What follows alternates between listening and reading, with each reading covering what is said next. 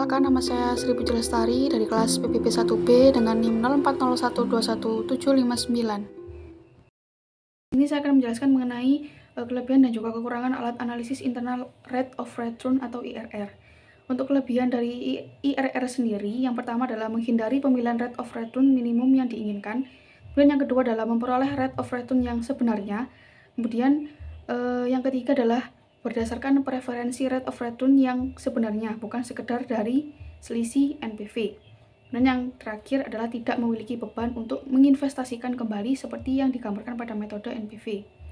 Kemudian untuk kelemahannya sendiri atau kekurangan dari IRR ini, yang pertama adalah lebih rumit, terutama jika aliran kas bersih tidak sama untuk setiap periode. Dan yang kedua adalah harus menggunakan analisis sensitivitas.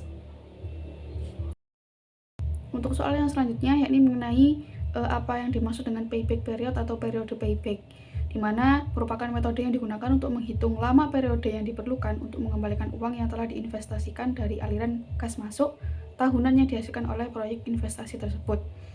Apabila setiap tahunnya jumlah sama, maka payback period ini dari suatu investasi dapat dihitung dengan cara membagi jumlah investasi outlays dengan project tahunan. Berikut ini adalah beberapa pendapat dari payback menurut pendapat beberapa tokoh. Yang pertama adalah dari tokoh Dian Wijayanto, di mana menjelaskan bahwa payback period ini adalah suatu periode yang dibutuhkan untuk bisa kembali mengembalikan dana yang sudah digunakan dalam suatu investasi. Kemudian menurut tokoh Abdul Kholik juga memiliki pendapat bahwa terkait payback period ini, menurutnya payback period ini suatu perkiraan jangka waktu kembali pada suatu investasi yang sudah dilakukan dengan suatu profit yang didapatkan.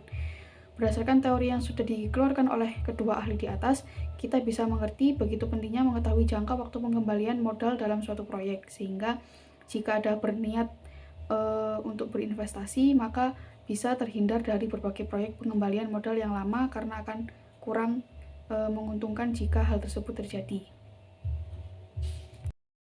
Kesimpulannya adalah IRR merupakan indikator yang digunakan dalam analisa keuangan untuk memperkirakan profitabilitas investasi. Sehingga indikator ini memungkinkan untuk menemukan titik impas atau titik di mana biaya sama dengan uang yang dikembalikan dari sebuah investasi dengan membandingkan tingkat kenaikan atau seberapa cepat investasi menghasilkan uang dengan waktu dan biaya. Ketika perhitungan pada IRR menunjukkan angka persentase yang jauh lebih besar daripada modal yang dikeluarkan, maka investasi tersebut layak untuk dilaksanakan. Untuk kesimpulan dari payback period adalah suatu jangka waktu yang dibutuhkan untuk mengembalikan modal dana yang sudah dikeluarkan oleh para investor dalam dunia bisnis yang lebih sering disebut dengan periode pengembalian modal. Para pembisnis dan investor lebih sering menggunakan cara payback period dalam menentukan atau mengembalikan keputusan investasi apakah perusahaan tersebut layak untuk diinvestasikan ataupun tidak. Untuk itu dibutuhkan pemahaman terkait cara menghitung payback period itu sendiri. Jadi jika suatu perusahaan atau proyek memiliki payback period yang cukup lama, maka akan menjadi kurang menarik di kalangan para pembisnis ataupun para investor.